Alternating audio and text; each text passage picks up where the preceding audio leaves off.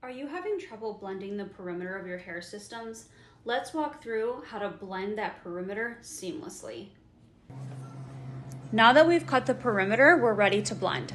I'm going in horizontally with my texturizing shears, lifting up this system hair to make sure that I'm not cutting their bio hair underneath.